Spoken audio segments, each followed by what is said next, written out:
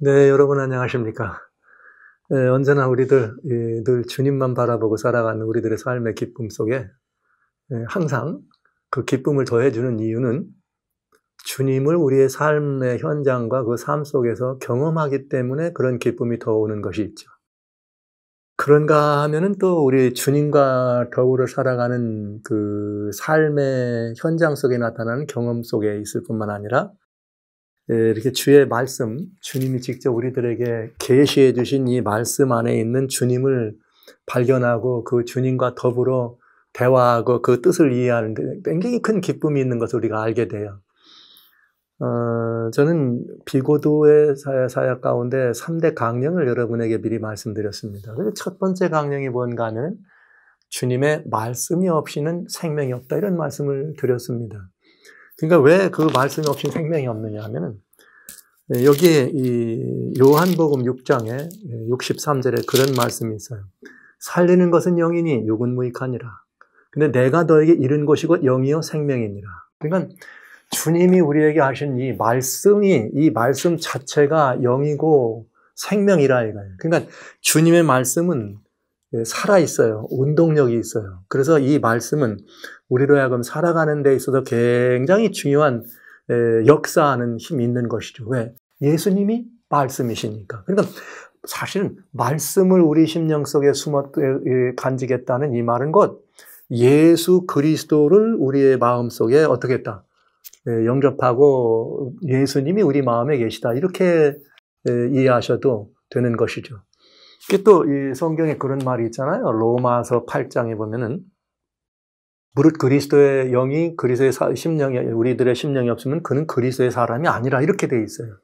그러니까 내가 너에게 이른 것이 곧 영이요 내가 너에게 이른 말이 곧 영이요 생명이라 그랬으니까 주님의 말씀이 우리 안에 있으면 그것이 곧 예수님의 영이다. 그런데 그냥 문자적으로 기록된 이런 이 내용들이 있는 것이 영이 아니고 이 말씀이 내 안에 들어와서 살아계셔야 돼. 역동해야 돼. 그런데 다행히도 성경은 뭐라고 말씀하셨는가는 우리가 거듭난 것을 이야기할 때, 거듭났단 말은 새로 태어났단 말이죠.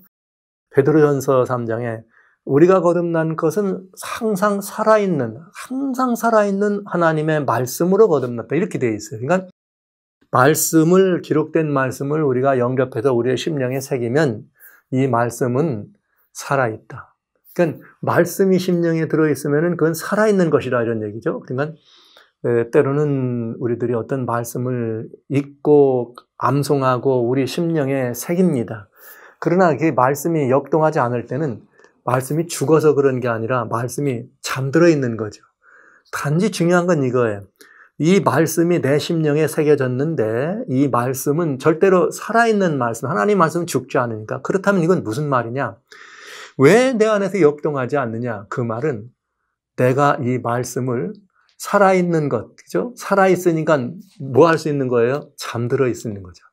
그러니까 우리가 이 말씀을 우리의 심령 속에 잠재울 수 있습니다. 그냥 아는 것으로 심령에 잠재운다는 것은 어떤 이것을 예를 들 수 있는가는 알긴 알아, 여기 말씀 속에.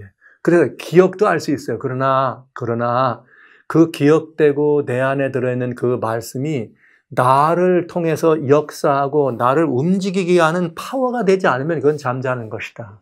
여기까지 오늘은 이런 말씀을 먼저 드릴게요. 그래서 저는 이제 구원의 조감도, 에덴 동산에서 펼쳐졌던 구원의 조감도로 하는 거대한 구속의 경륜을 여러분들에게 쉬운 말로 이렇게 이 설명을 드렸습니다.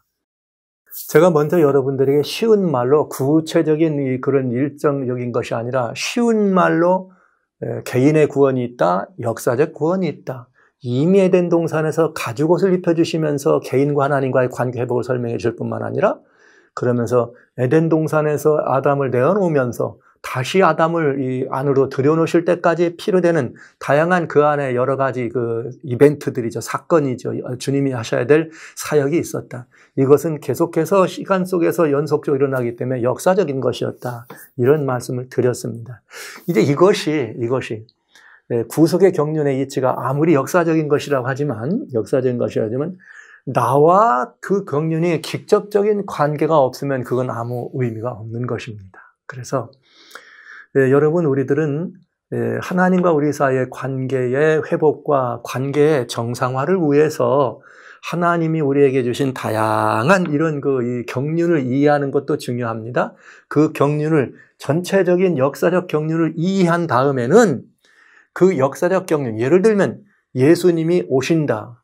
오셔서 뱀어머리를 상하게 한다. 십자가에 달려 돌아가신다. 그리고 거기서 우리의 모든 죄의 값을 대속하셨다. 그런 다음에 주님은 다시 우리들의 삶을 위하여 중보하시고 역사의 마지막에 완전히 죄를 정리하는 일을 벌이시고 그 다음에 주님은 다시 오신다. 이것이 거대한 역사 속에 이루어지는 일이잖아요. 이 경륜을 우리는 이해하려고만 하는 것이 아니라 이 경륜이 나한테 어떻게 돼야 된가? 믿음으로 영접돼야져야 합니다. 그래서 이 경륜을 내가 영접하는 순간, 즉 역사적으로 이루어진 주님의 구원의 이야기를 내가 개인적으로 영접하는 순간 내 구원의 뭐가 되는 거예요? 역사가 시작되는 것이죠. 이것이 이제 그 구원의 조감도 속에 들어있는 큰 틀에서의 구원 이야기였습니다. 그러니까 이제 말씀드렸던 대로 저희는 이 거대한 조감도가 있으니 이제는 이 조감도대로 우리 하나씩 기초를 놔야 되지 않겠어요? 하나씩 기초를 놔야 되겠죠. 그래서 이제 이 시간부터는 여러분과 같이 그 기초를 놓아가는, 기초를 만들고 기초를 세워가는 그런 시간들을 우리는 갖게 되는 것입니다. 자, 이제 그 기초를 놓아가는 과정에서 저는 여러분들과 같이 한 가지, 처음에는 내 마음을 이렇게 다스리는데 제일 신앙이 무너지기 어려운 화를 내지 않는 이걸 말씀드리고, 두 번째 여러분과 나눴던 숙제들은 어떻게 하면은 정말 내가 무너지지 않는, 무너지는 또 다른 비결이 화가 많이 아니라 이번에는 내 심령 속에 이렇게 찾아드는 이렇게 교만심, 나를 높이고자 하는 마음, 나를 상대적으로 높인다는 말은 다른 사람들을 귀중히 보지 않는 그런 마음이 되겠죠. 이런 것들을 어떻게 하면 좀 이렇게 높여야 되는가. 구속의 경륜 속에 사단의 타락을 보면서 그 부분을 여러분과 같이 저희들이 잠시 살펴보았습니다. 어려운 숙제를 하나 드리려고 그래요. 그러나 이것은 그리스도인 신앙생활에 아주 중요한 대대적인 원리입니다. 누구든지 다 구원을 필요로 해서 주님께 나오고 구원을 갈구하잖아요. 그런데 아주 재밌는 이 말씀이 여기 있습니다. 그 재밌는 말은 무엇인가 하면, 우리가 예수님을 믿고 따라왔을 때는 예수님들을 닮고 예수님처럼 우리들의 우리의 그 생명이 예수님의 생명으로 새로 태어나서 예수님의 생명으로 새로 태어났으면은 어떻게 해야 돼요? 예수님의 삶이 우리들을 통해서 이루어지는 것이잖아요. 근데 보니까 예수님의 삶이라 하는 것은 늘 이렇게 낮추고 섬기는 것, 이런 삶이 그 삼위 하나님으로 출발했다, 이런 말씀을. 그래서 우리는 그 삶을 본받기 위해서 나를 낮추는 일을 해보자. 근데 나를 낮추는 일은 쉽지 않았기 때문에 나를 낮추려 하지 말고 사람들을 어떻게 해주자? 높여주고 칭찬하고 위로하고 격려하는 일을 해보자. 이렇게 말씀드린 것입니다. 이 말을 제가 오늘은 좀 요약하려고 합니다. 주님을 믿는 그 믿음의 사람들의 삶이라는 것은 무엇인가? 제가 이 구원의 조감도를 풀어가기 전에 이 말씀을 먼저 드려야 되는 이유는, 이 조감도를 구체적으로 이제 하나씩 이루어가는 과정 속에도 이 우리들의 삶 속에 일어나는 다양한 이김, 승리와 다양한 실족, 넘어지고 지는 일이 있기 때문에 이 집을 지어가는 과정에, 구원의 방주를 짓고 구원의 집을 지어가는 과정 속에 있을 다양한 사단의 그 유혹과 시험을 이기기 위해서 미리 이 말씀을 드리는 것이죠. 사실은 이 말씀은 어떤 말씀이냐면, 이 비고두 사역이 여러분에게 연걸어서 열매를 맺을 때 이루어질 수 있는 일입니다. 그러면 그때까지 그걸 기다릴 수는 없잖아요. 그러니까 때로는 어떤 때 그 열매를 우리가 좀 알고 우리도 한번 그 열매를 맛을 좀 보는 것이 어떨까. 그래서 미리 말씀드리는 것입니다. 이거는 이제 어떤 이 부분의 이런 이야기와 마찬가지인가 하면, 다른 사람들을 높여준다, 나를 낮춘다. 다른 사람들을 위해서 이번에는 조금 더 나를 낮추는데 어디까지 낮췄느냐. 우리 주님은 죽기까지 낮추었다. 이제 이렇게 주님은 말씀하시네요. 이렇게. 그러면 이제 우리도 그런 데까지 내려가야 된다. 그럼 우리 어떻게 하면 우리가 정말 죽기까지 낮아질 수 있는가? 이 말을 제가 다른 의미로 하나 여러분에게 찾으려고 해요. 요한계시록에 보면은 6장에 이런 표현이 있습니다. 요한계시록 6장에 무슨 말씀이 있는가 하면 9절부터 이런 말이 있어요. 계시록, 우리가 뭐 다 이제 이 계시록을 또 앞으로도 여러분 보셔야 되지만은 이미 요한계시록은 제가 미리 또 이미 비밀의 문 요한계시록이라고 하는 곳에 올려놨기 때문에 이 6장을 보시면 압니다. 이게 5번째인을 떼는 사건이 벌어져요. 그러면서 거기에 뭐가 나오는가 하면 제단이 나와. 제단은 이 순교자의 터죠. 십자가의 의미요. 그 제단 아래에 있는 영혼들이 있습니다. 제단 아래에 있는 영혼들이 있는데 그 영혼들이 하나님 앞에 호소해요. 우리 억울합니다. 우리의 피를 신원해 주셔야죠. 이런 호소를 합니다. 그랬더니 그 말씀에 대한 대답이 정말 이런 말씀들이 있어요. 11절에 언제까지 우리를 억울하게 이렇게 두실 거예요? 이렇게 했더니 11절에 주님이 뭐라고 말씀하시는가 하면 각각 저에게 흰 두루마리를 주시며 가르사대 아직 잠시 동안 쉬어라. 더 좀 쉬어라. 가르사대 더 쉬어라. 저희 동무종들과 형제들도 자기처럼 죽임을 받아 수가 차기까지 하라. 와. 그러니까 여기 그리스도인이 있으면 참된 그리스도인이죠. 그럼 또 다른 그리스도인들도 그 형제 그리스도인들 순교 제단 아래에 있는 이 사람들처럼 죽어서 그 수가 차야 된다. 이 말 얼마나 어려워요. 다른 말로 말하면 순교자의 수가 차야 된다고 하는 말인데 어렵잖아요. 그러나 이 순교자가 찬다고 하는 것을 여러분 그냥 예수님을 믿는 믿음 때문에 십자가를 지고 돌아가신 예수님과 같이 정말 우리가 살아가는 삶의 현장에서 다양한 삶의 현장에서 난 믿을 거야 그랬더니 뭐 공산체의 합정에서 이 죽임을 당한 사람들, 과거 전제 군주제 치세에서 죽임을 당한 분들, 믿음의 이유로 많은 사람들이 십자가처럼 화영주에서 단두대에서 다양한 감옥에서 다양한 이런 형편으로 죽음을 맞이하게 됐어요. 단순히 그런 의미에서의 죽음만 진정한 순교일까? 아니다. 아니다. 왜냐? 여러분, 이제 우리가 다 그런 부분을 보아하겠습니다만, 우리의 진정한 순교는, 이 죽음은 어떻게 되는가? 예수 그리스도를 개인의 구주로 영접하는 순간 성경은 우리가 영생을 얻는다. 이렇게 말씀하셨습니다. 뭐, 요한복음 5장에 주님 분명하게 말씀하셨으니까요. 우리가 예수님을 5장에 말씀하신 것은 제가 죽음과 관련된 이 말씀을 여러분에게 드리려고 하는 것입니다. 나를 믿는 자는 영생을 얻었고 5장 24절 또 5장 25절 영원히 그는 죽지 않는다. 이런 영생을 얻었고 심판에 들어가지 않는다고 했으니까요. 그러면 이 말씀을 우리들이 이제 우리의 삶에 적용을 해야 되니까 결국은 이건 뭘 말하는가? 예수님을 개인의 구주로 영접하는 순간 나의 예전 생에는 다 어떻게 한 거예요? 주님과 함께 죽었다는 의미죠. 그러니까 그때 이미 죽은 거죠. 이미 죽은 거죠. 그래서 우리 여기 제단 아래 영혼이란 말은 십자가에서 예수님과 함께 죽었다는 뜻이잖아요. 그러니까 여러분은 정말 이 부분에 대한 더 큰 깊은 이해가 필요합니다. 믿음이란 이유 때문에 어떤 환난과 압제 속에서만 죽는 순교, 그것이만이 순교가 아니고 그것만이 죽음이 아니고 그거는 사실은 죽음이라기보다는 이렇게 부활한 사람이 겪는 환난 고초로 이해하시면 되겠고요. 진짜 죽음은 어떤 죽음이냐? 예수님을 개인의 구주로 영접하는 순간에 나의 예전 생애는 다 주님과 함께 사라졌다. 이게 참 죽음이에요.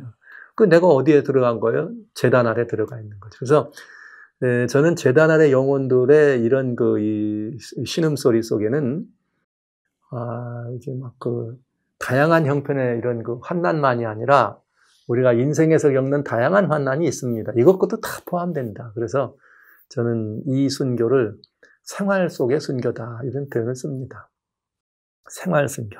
그래서 그리스도인들의 생활이란 그리스도인의 또 다른 이름이 뭐냐? 생활 속의 순교자다. 저는 이렇게 이 말씀을 드리는 거예요. 왜 그러냐? 우리가 다양한 삶의 변방에서 우리는 다른 사람을 높여주기 위해서 나를 내려야 합니다. 다른 사람들을 더 존귀 여기기 위해서 나는 섬기는 자로 데려가야 됩니다. 예수님이 말씀하신 것처럼 나는 섬김을 받으려 함이 아니다. 마가복음 10장 45절에 나는 섬김을 받으려 한 것이 아니라 사람들을 섬기려 합니다. 그것처럼 우리는 사람들을 섬기는 일을 할 수밖에 없습니다. 섬기는 일을 할 수밖에 없습니다. 그러니까 결국 섬기려면 나는 없어야 돼요. 그러니까 저는 이 나는 없어져야 된다는 말을 순교의 차원으로 여러분과 같이 나누고 있는 것입니다. 그렇기 때문에 우리는 생활 속에서 그런 순교를 경험하게 된다. 이런 말이죠. 그래서 이 생활 순교는 다양한 이 상황, 다양한 환경 속에 일어날 수 있습니다. 이것이 저는 진정한 그리스도인의 삶이기 때문에 이 말씀을 이 구원의 거대한 조감도로 우리의 구원의 집을 짓기 위해 먼저 말씀드리는 거예요. 그 결과 조감도를 다 완성할 때 일어나는 일의 생활 순교가. 그러나 그때까지 기다릴 수가 없죠. 왜냐하면 그건 뭐 하나씩 우리가 더 그런 순교 자리까지 갈 수 있는 상황이 되면 할 수 있는 거지만은 이 생활 순교라고 하는 것을 우리의 삶에서도 한번 실천해 보십시오. 뭐 이런 말씀을 제가 드리기 위해서 누군가를 높이고 섬기기 위해서는 반드시 이것이 진정한 생활 순교만이 가능하다. 제가 말씀드렸잖아요. 처세로 하지 말고 성품으로 해야 된다. 성품으로 나를 낮추고 성품으로 나를 죽이는 경험이 생활 순교다. 이 말씀을 제가 드리는 것입니다. 관계에서, 가장 가까운 관계에서 여러분 제일 중요한 관계는 부부간의 관계. 지금 이 자리에는 결혼 안 하신 분도 있죠. 또 결혼 안 하신 분들이 있다면 그분들은 무슨 관계가 되겠어요? 부모와 혹은 자녀와의 관계. 또 뭐 이렇게 혹은 여러 가지 다양한 형편에서 이렇게 이 혼자 계신 분이 계시다면 자녀들이든 부모님이든 이런 가장 가까운 관계에서부터 일은 시작돼야 된다. 거기에서 우리는 생활 속의 순교를 경험해야 합니다. 어떻게 하는 것이 생활 속의 순교인가? 이미 여러분에게 말씀드렸어요. 죽는 것은 어려운 일입니다. 죽는 것은 쉬운 일이 아닙니다. 그러니까 내가 죽는다는 말씀은, 내가 죽는다는 말은 내가 스스로 뭐 이렇게 그 모든 일을 한다는 것은 쉬운 일이 아니기 때문에 다른 사람들을 높여준다 이거죠. 남을 올려주고 남을 살게 하면 나는 죽는 거예요. 나는 없는 거니까. 그것을 생활순교라는 말씀으로 여러분에게 설명을 드리고 있는 것입니다. 그래서 이렇게 서로 상대방 앞에 이렇게 있을 때 내가 여기가 골고다 언덕이구나 이런 생각을 하고 여러분 곁에 가장 가까운 사람들을 위해서 그것이 남편이든 그것이 아내든 그 앞에 나는 없고 당신만 있습니다. 이런 마음으로 서로를 우애해 줄 때 당신이 정말 내게는 가장 중요한 가치입니다. 최고로 제가 무슨 하나님 자리에다 남편을 놓고 아내를 놓으라는 이런 의미가 아니고요. 우리 사랑과의 관계에서도 그렇다 이 말이에요. 그렇게 해서 서로를 존귀 여기고 높여주고 귀히 보고 아껴주고 이런 마음들이 펼쳐지면 그 삶은 정말 멋진 삶이 될 것이에요. 멋진 삶이.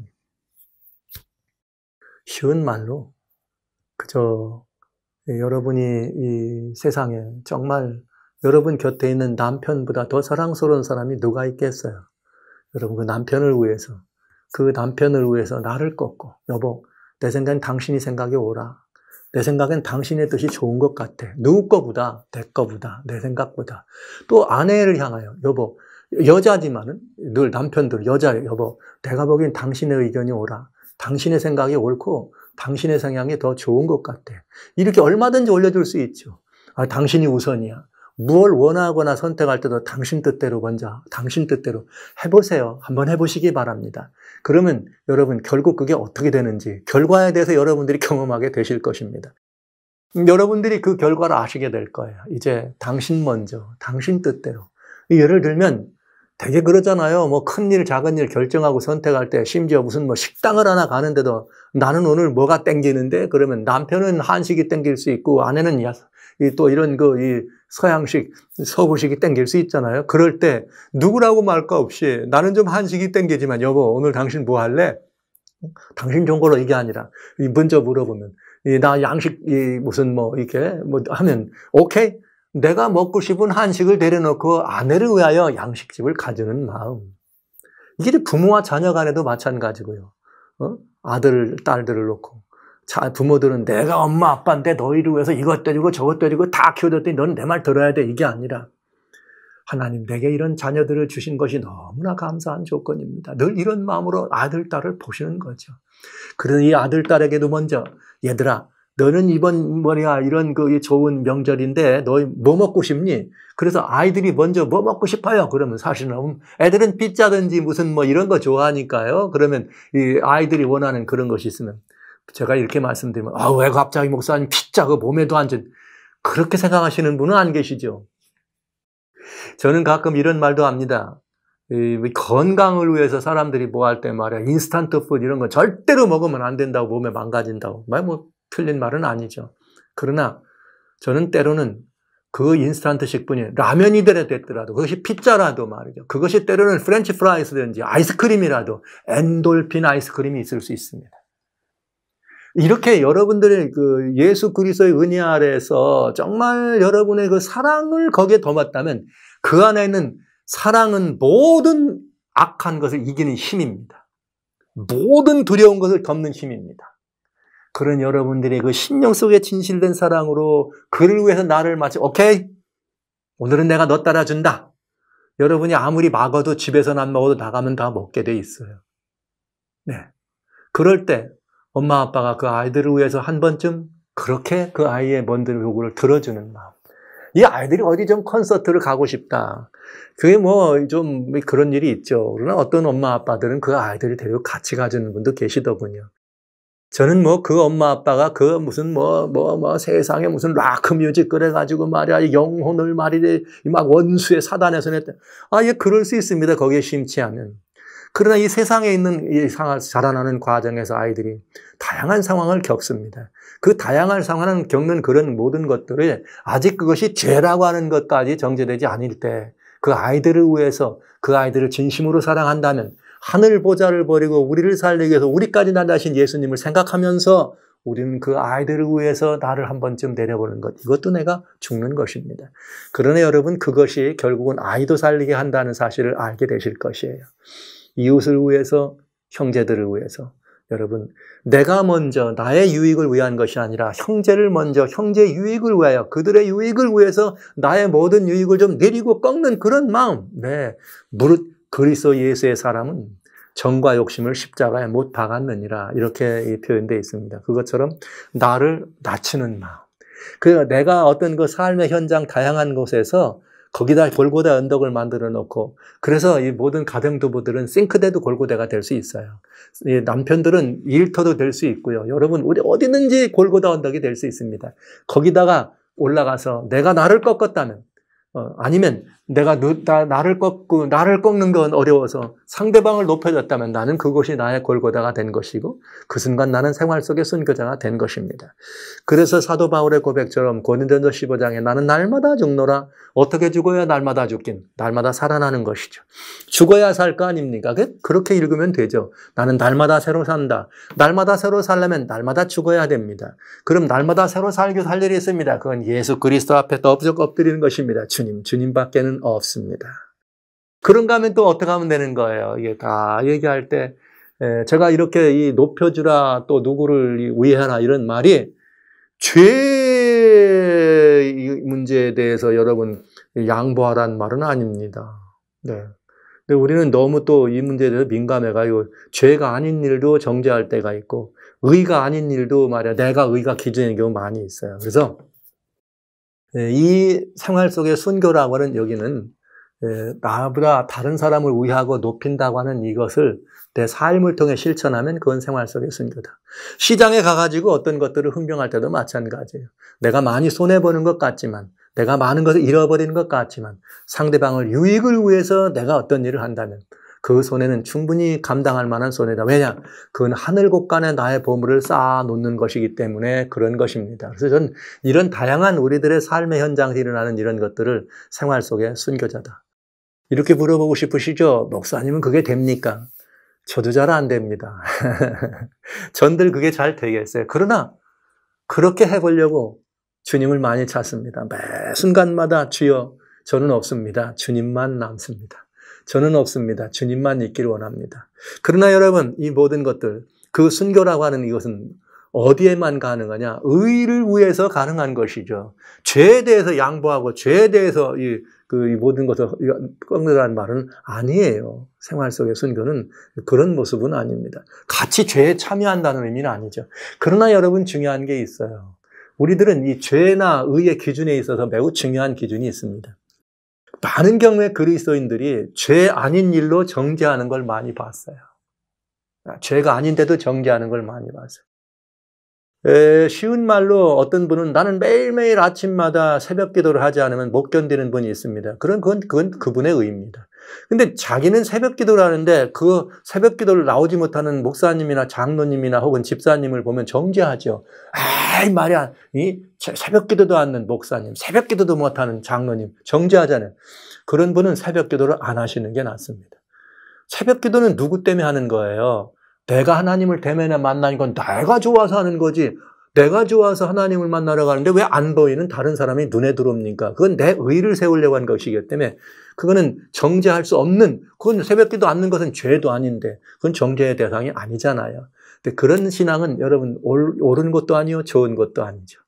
또 이것도 있습니다.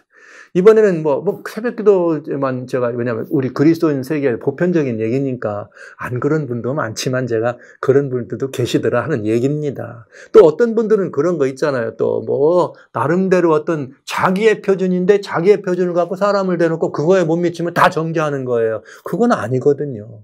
어떤 또 건강에 관한 분도 어떤 분은 건강을 하는데 현미식이 몸에 좋다. 그러면 현미만 찾아야 돼. 현미만.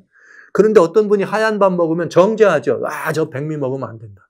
또 어떤 분들은 채식 위주로 살아. 어떤 분이 고기 먹으면 정죄하죠. 그래갖고 여러분, 그게 죄가 아니걸랑이요.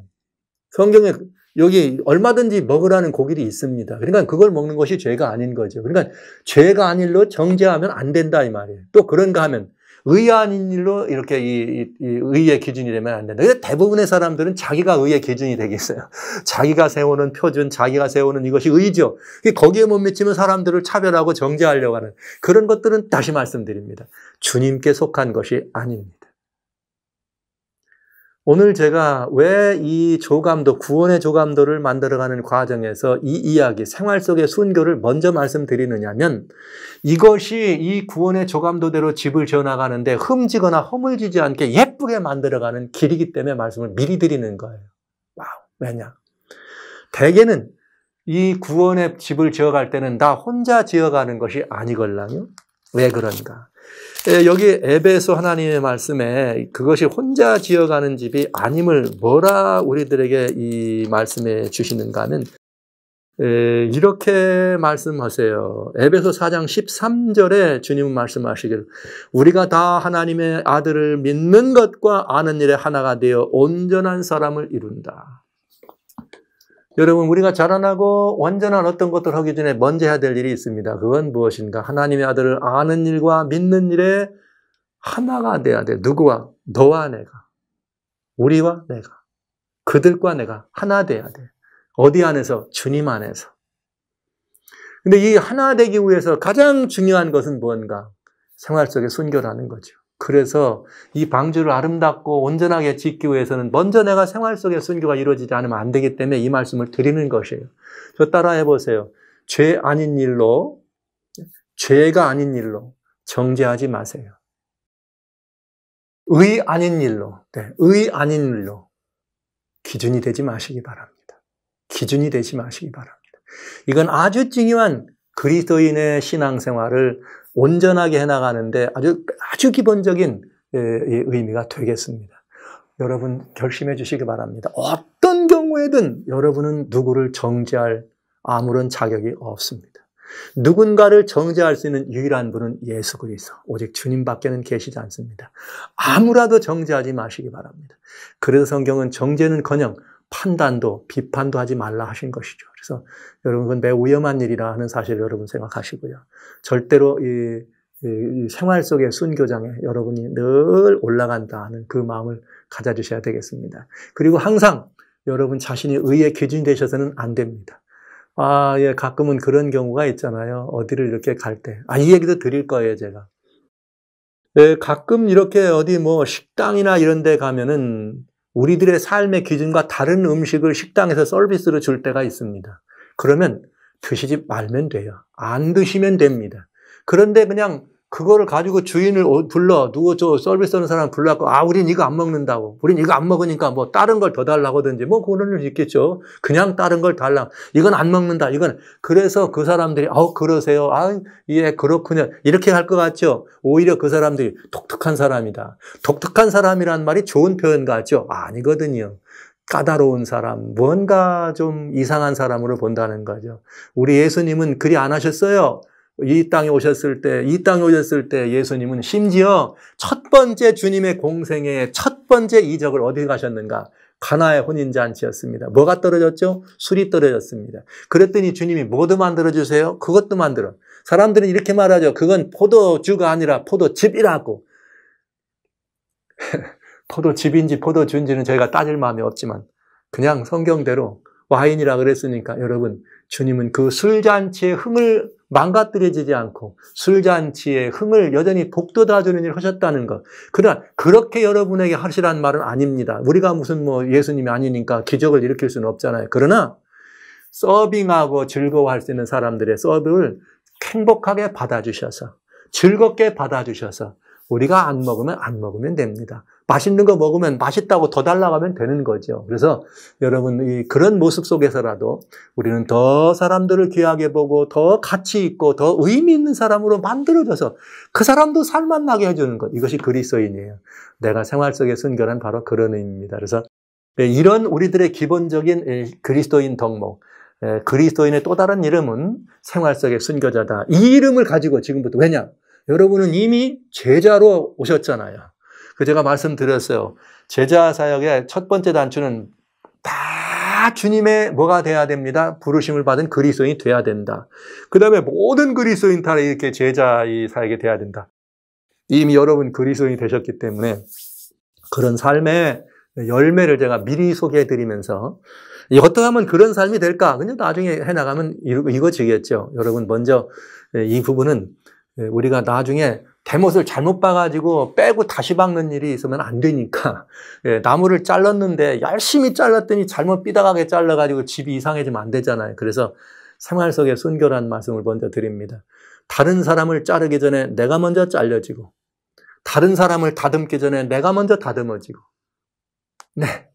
내가 무엇인가 상을 받기 전에 먼저 상을 주고, 그래서 나만이 아니라 우리가 서로 온전한 하나가 되는데, 그런 사람들에게도 남편이 살맛나는 남편, 아내가 살맛나는 아내, 우리의 자녀들이 살맛나는 자녀들, 내 형제들이 살맛나는 형제, 내 이웃들이 살맛나는 이웃이 되도록 먼저 하려될 필요가 있다. 주님이 이 땅에 우리를 구원하러 오셨습니다. 이 말은 다른 말로 살맛나게 하러 오셨다는 것이죠. 그래서 우리도 한번 그런 살맛나게 하는 세상을 좀 만들어봐야 안 되겠습니까? 그런 세상을 만들어가는 사람들이 구원의 조감도대로 집을 짓기 때문에 먼저 이 원리를 여러분에게 말씀을 드리는 것이 타당할 것 같아서 여러분들에게 오늘은 다소 영접하시기가 적용하시기가 어려울 수 있습니다만 생활 속에 순교자가 되라 하는 말씀을 오늘은 먼저 여러분에게 말씀을 드렸습니다. 네, 생활 속에 순교자가 되주시기를, 그리스도인이 또 다른 이름으로 여러분이 가지고 다니시기를 주의로 축원합니다.